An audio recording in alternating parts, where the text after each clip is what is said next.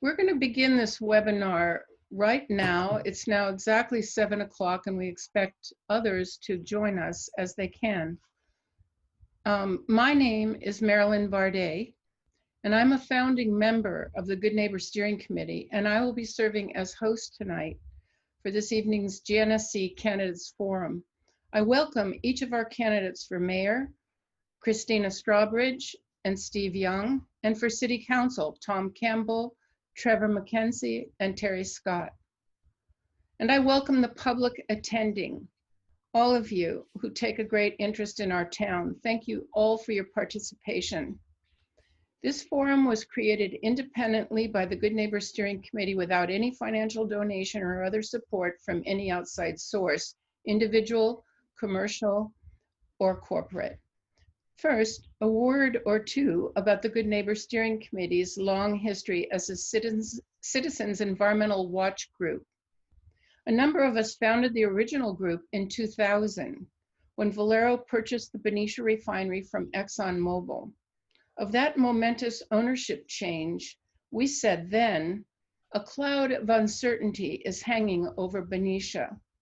We feel this uncertainty hanging over us now, 20 years later. Over 20 active years, our credibility has been earned by our persistent commitment to fact-finding and asking pertinent questions, and to evidence-based persuasion and advocacy on behalf of the community for public health and safety and for a healthy environment. We've met many challenges. For the record, over the years, our members have participated in establishing the city's first Benicia Community Sustainability Commission, as well as the city's Climate Action Plan.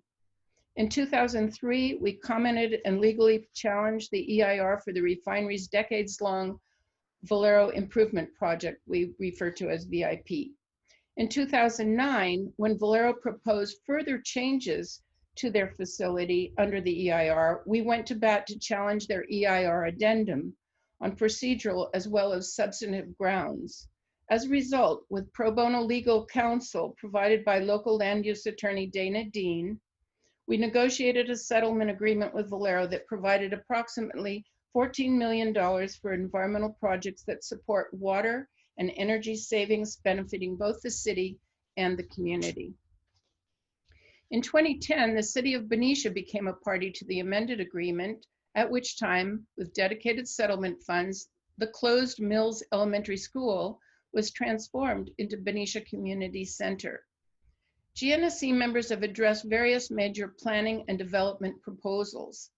From 2013 to 2016, we actively participated with Benicians for a Safe and Healthy Community to challenge and defeat Valero's proposed crude by rail project. Most recently, we initiated a second amendment to the settlement agreement that, as adopted, reallocated $1.4 million to 4 major projects selected by the GNSC for funding, including the Benicia Community Air Monitoring Program, for which a nonprofit has recently been established. This is the first time, though, that we're attempting, for the sake of public education, to host a candidates forum to spotlight certain issues of concern to the public regarding the future of our city, climate change, and the city's and communities' relationship to the refinery. I'm going to go over the protocols for the webinar. The webinar format we've chosen will not include interaction with the viewing audience or with me. This is not a debate. We've asked candidates to frame their answers to stand alone, representing their own thoughts on a topic. A candidate may refer to another's response, but not in the form of a rebuttal or rejoinder to anyone else's comments. As host, I will ask each candidate to respond to each question with an order established alphabetically. We will begin with mayoral candidates first and council candidates second. To be fair, I will rotate the order so that with each question posed, a different candidate will go first. All questions were drafted by the GNSC. All candidates, and only the candidates, were sent the questions in advance with background information for context. This was done to allow the candidates to study and prepare for tonight's forum. In the interest of time, I will not be reading the background info provided, but I will be announcing the topic areas for each question. Each candidate will have up to 3 minutes to answer, and our co-host, Constance Butel, will be monitoring the time. She will be either raising a sign or saying 30 seconds, please. The GNSC members and the webinar attendees will appreciate succinct and clear answers. We hope this evening's forum will be educational for the candidates and the viewing public alike. For the public's benefit, because we are especially concerned in this forum to discuss the city's and community's health, safety, and our future in relation to the Valero Refinery, we thought it important and appropriate to remind candidates of the conflict of interest rules and advisories under the Political Reform Act dated August 2015 that is under jurisdiction of the State of California's Fair Political Practices Commission. I'm sure you're all aware. The Political Reform Act is for public interest. The Political Reform Act applies to all elected appointed officials and employees working for government at every level. The Act states, and I quote, "In order to prevent a conflict of interest, a public official should, 1, identify and fully disclose the financial interests that may cause a conflict, 2, understand the different types of financial interests that may be the basis for a conflict, and 3, consider whether the decision's effect on the official's financial interest is reasonably foreseeable and material." The Act details these precautions. According to the FPPC, the Act relies, and I think this is important, the Act relies on individual citizens to monitor the decision-making of the elected and appointed representatives to identify whether they have a conflict of interest with respect to a specific decision. Much of the enforcement of the Act's conflict of interest provision is based on citizens' complaints. In other words, these are things that I would say help democracy, help people to be paying attention to their electeds. If elected, a key question is whether you would declare any conflict of interest, including perceived conflict of interest, in any decision-making that would specifically involve the Valero Refinery. The public needs to know. And I'm not posing that question to any of you. I'm just stating that that is of interest. Topic area 1, air quality and PM 2.5, and that's particulate matter at 2.5 microns, or let's say PM 2.5 or less, smaller. So here's question number 1, and the first question goes to Christina. Because acute and chronic exposure to PM 2.5 is a serious health risk, especially for children with developing lungs, the elderly, and people with pre-existing health conditions, what responsibility will you take as an elected official to ensure that Benicians are well informed of the multiple health risks associated to chronic exposures to toxic air pollution, including PM 2.5? Okay, thank you. And I'd like to thank the Good Neighbors Steering Committee for putting on this forum, and also their work through the years. It's made an incredible difference within our community, especially with education and all the things that have been able to be implemented through the settlement that happened several years ago. I believe in the safety of our residents, and that is a top priority. I believe that we have taken on a number of things, just specifically that Marilyn mentioned in the final settlement with the Good Neighbors Steering Committee and Valero, $1.5 million. Besides the air monitoring equipment, maintenance service, and the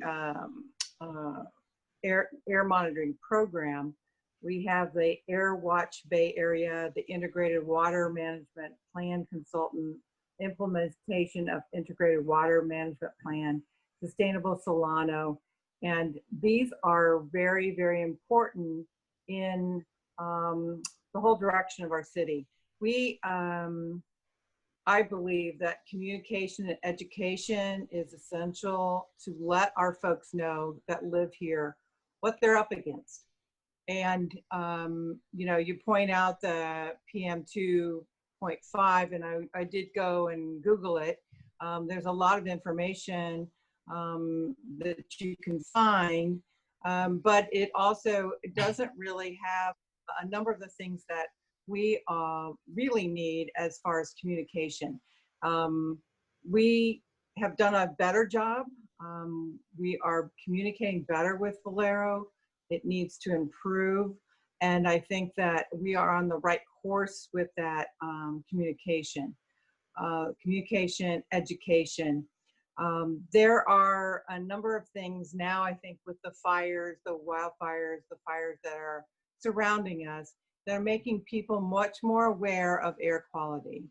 And I know my husband, who's not really into air monitoring and stuff, but he's on Purple Air probably every 15 minutes, just check and see if he can go outside. You know, it's, I think that the wildfires, even though they're tragic, but they are bringing a lot more awareness to our community about what it means to our health and to our children's health, and all of that is essential.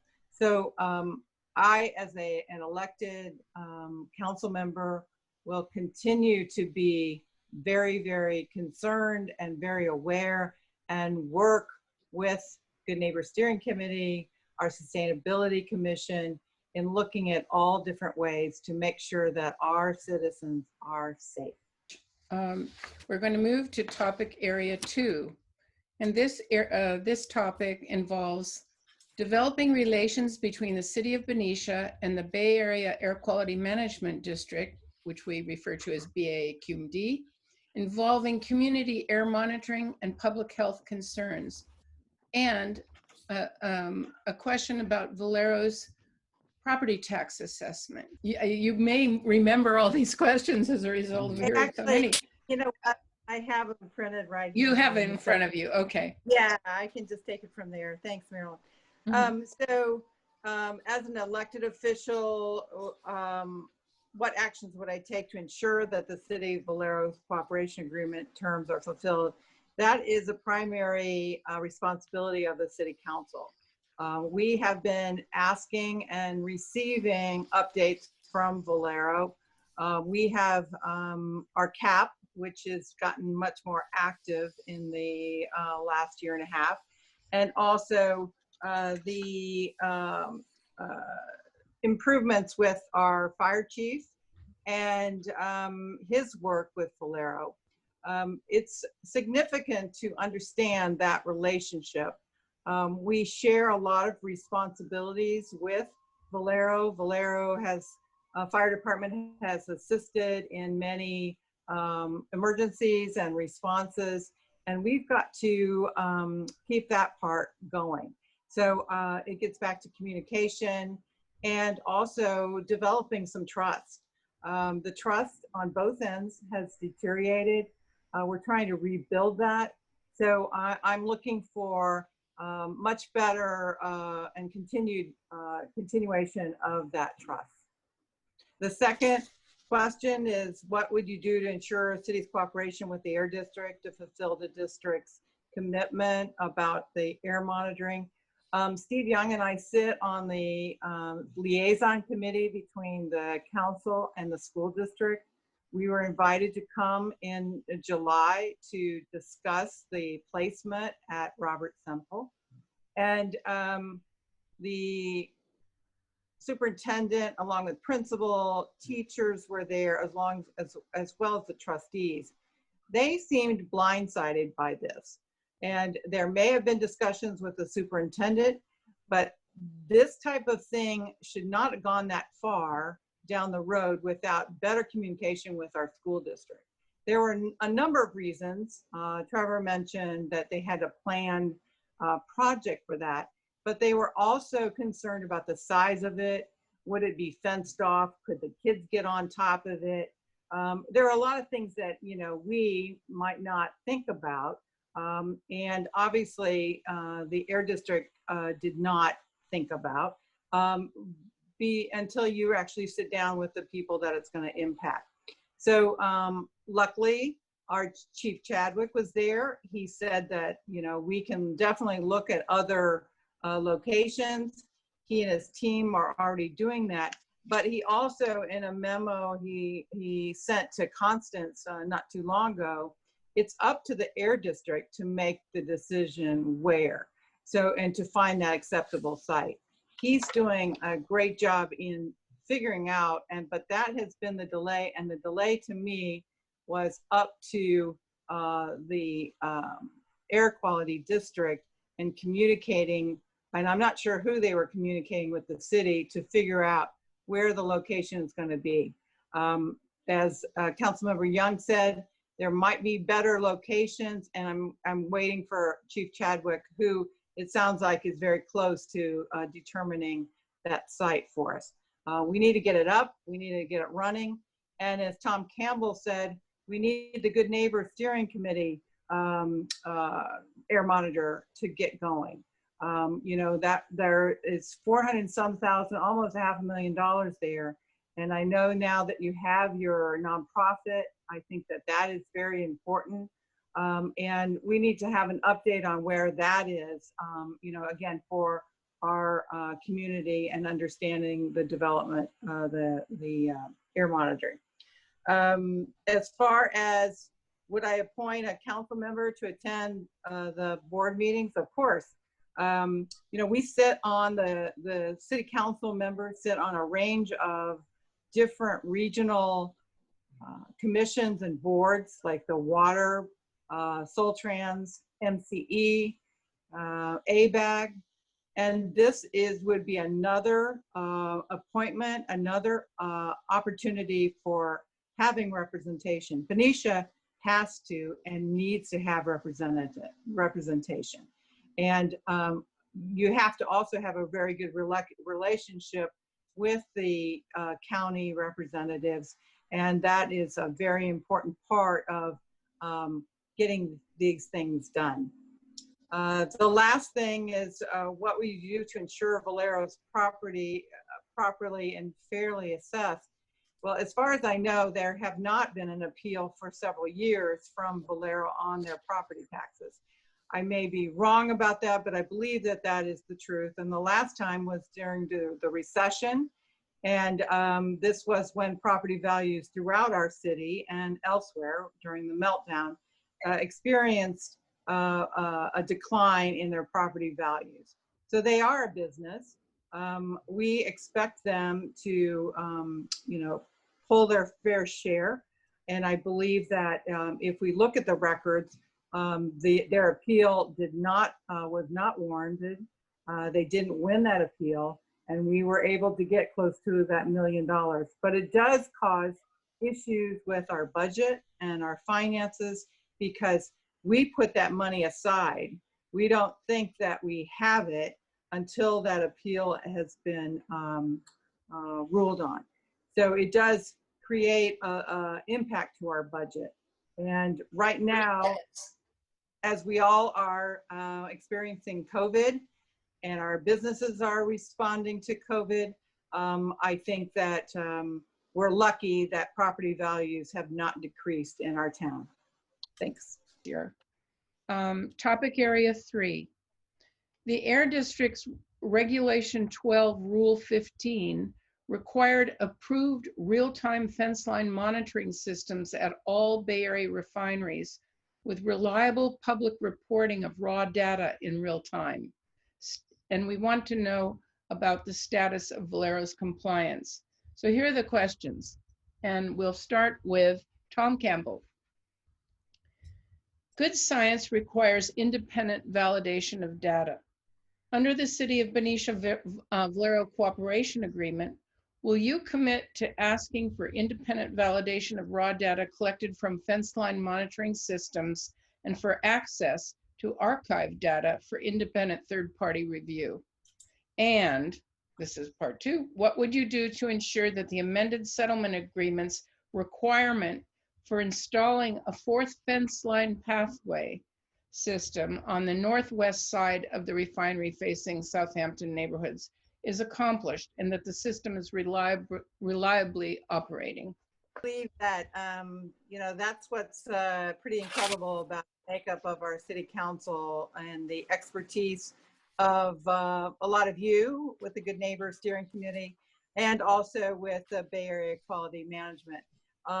Also in the same letter that Chief Chadwick wrote, Constance, it was talking about as far as the implementation and the ability for technology to be ready. So we maybe are ahead of ourselves, but I think that technology obviously is catching up. We're dealing with a lot of parties here. As I recall back when the Good Neighbor Steering Committee and they had the air monitor equipment and the trailer, there was just a lot of concern then about who would read the data and then also get it communicated to the public, and how you can do that in a unbiased way, not to create panic or to make it true. So I think that whatever we do moving forward, we need to have an outside third party that can help us through this process. And as I say, it sounds as if the technology is still not there yet. So I rely on, you know, again, research and the experts. So, and is there a second part to that? Yeah. The second part is about getting the installation or compliance with Valero for the fourth fence line. And again, that gets back to what I just said as far as the Bay Area Quality Management, air quality, their reluctance, it sounds like. They've shown an understanding of the complex challenges of open path H25 air monitoring. And so this new technology has not been previously used. So the implementation of this technology has challenges with data accuracy and ambient atmosphere interferences. So I think that the more we come to understand this and partner with Bay Area Quality Management and with our brilliant council members that and also you, that will help us in capturing this information. And you know, I'm the normal citizen out there, so we need to make it easy to understand. About Valero's and the Port of Benicia's contributions to greenhouse gases and toxic emissions, and the status of the reductions of those emissions to date, and the City of Benicia's Climate Action Plan, which, in my opinion, this is to add one little tidbit here, needs updating. And so I'll get to the question. The public has a right to know the current level of greenhouse gas emissions and reductions achieved by Valero and the Port of Benicia. As called for under the Climate Action Plan, what will you do to encourage further emissions reductions, including greenhouse gases, at the Valero Refinery, including its port terminal operations and asphalt plant, as well as to encourage reduction of emissions resulting from import shipping activity at the Port of Benicia? So the public obviously has a right to know the current level of GHG emissions and reductions achieved by Valero and the Port of Benicia. One of the things that I think is really important that we were able to accomplish a few years ago is creating a business resource investment program. It's an award-winning program to help our businesses become much more efficient, energy efficient, and it helped them not only reduce their carbon emissions, but it also helped them save money. So I think that this program needs to be implemented. A climate action coordinator working with economic development. We had a wonderful climate action coordinator in Alex Portershaw. I always got her last name I just always called her Alex. But she was ahead of her time, and we were so fortunate that she spent a few years with us. But she kind of set the model as to what things we can accomplish this goes back to Constance Butel. She always talked about sustainability and economic development. Those two things need to work hand in hand. We all know that we have a big financial revenue source in Valero. We are trying to figure out ways of maximizing things with imports financially, but we need to figure out how to make them and give them incentives on how to become much more efficient with their carbon emissions. And this goes for all of our businesses in town. So as I say, I'd like to see much more of a collaboration with economic development and our sustainability. And I'm very excited about our Sustainability Commission. It's back in order. We have a lot of new folks that have been appointed recently. Very impressive, the people that are now wanting to serve on boards and commissions, especially sustainability. So I'm looking forward to some things that are going to be happening in 2021 when it comes to working those two things together. Thanks.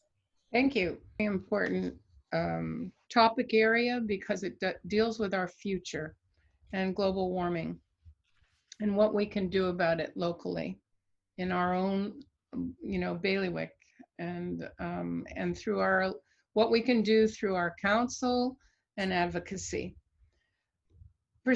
So this is the topic area: perspectives on current changing operating conditions among Bay Area refiners, the future of Valero Refinery in Benicia, State of California climate goals to achieve drastic GHG reductions by 2050 to bring about a net zero carbon economy, and the City of Benicia's response to a recently published research report titled Decommissioning California Refineries, Climate and Health Paths in an Oil State, a Communities for a Better Environment report dated July 2020, brand new, which proposes annually phased reductions at approximately 5% in refinery production capacity to meet state climate goals. So the question is, Valero's stated intention is to be the last man standing among Bay Area refineries. Valero is committed to processing dirtier crude oil slates for gasoline, jet fuel, and other products. What is your current level of concern about global warming and for reducing refinery emissions, including GHG, in relation to state targets to slow global warming and create a zero carbon economy by 2050? You'd have to be a real fool not to believe in global warming, especially living in California and seeing all of the devastation with the wildfires, sea level rise. It's coming fast. We need to do as much as we possibly can as a city to set example. Recently, the city council passed a resolution that we are in a climate emergency. I was one of the people that voted for the solar farm that was just passed recently. I'm a big believer in conservation, water conservation. This city has shown the rest of the state that we know how to conserve water. But we need to do this as a team effort. And I go back to Councilmember Young saying that he doesn't think it's important to give incentives to Valero. I'm not talking about financial incentives. I'm talking about making it the most efficient, the least carbon emitting refinery in the world. We need to give them that goal. And we need to work with them with how this is going to be accomplished in the next 30 years. It can be done. Other industries are embracing this. So we need to think outside the box. We need to think big. And I believe that this is the time to do it. We've got to put this constant conflict away. We have to figure out trust. and we have to move forward with a big idea and a big response to how we get through climate change. And you know, we have to do this for our future, not just for us, but our future.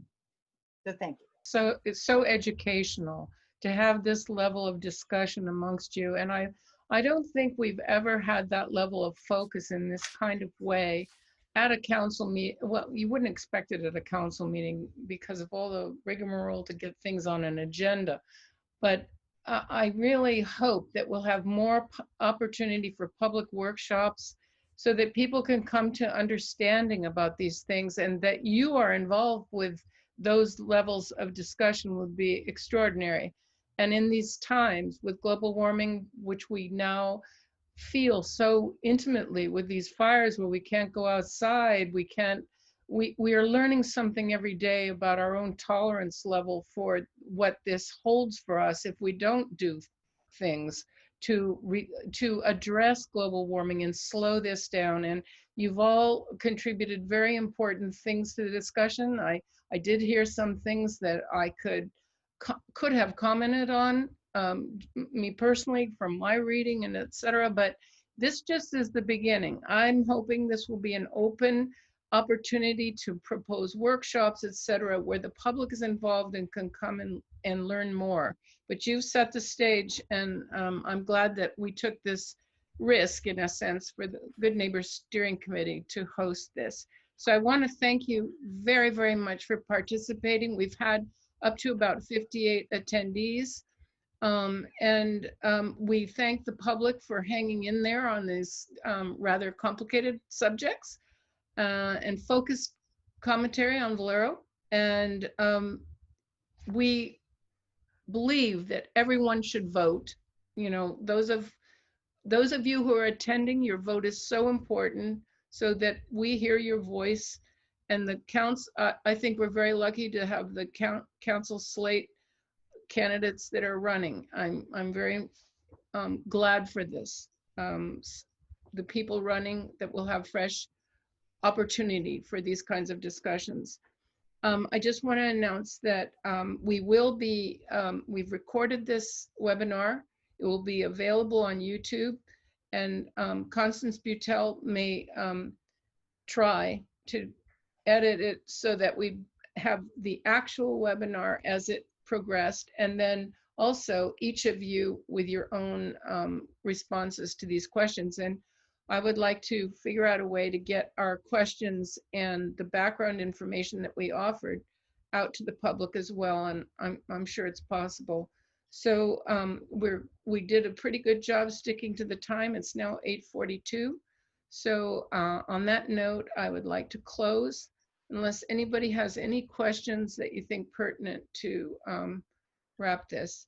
Not any big statement, but if there's any question. And also, I just would like to say, since some of you brought up about the Benicia Community Air Monitoring Program, BCAMP, and the nonprofit that has been established and what we're doing, and we will very much appreciate being able to tell you about that. We're very excited. It's happening. So with that, I'd like to thank you and say good evening to you all.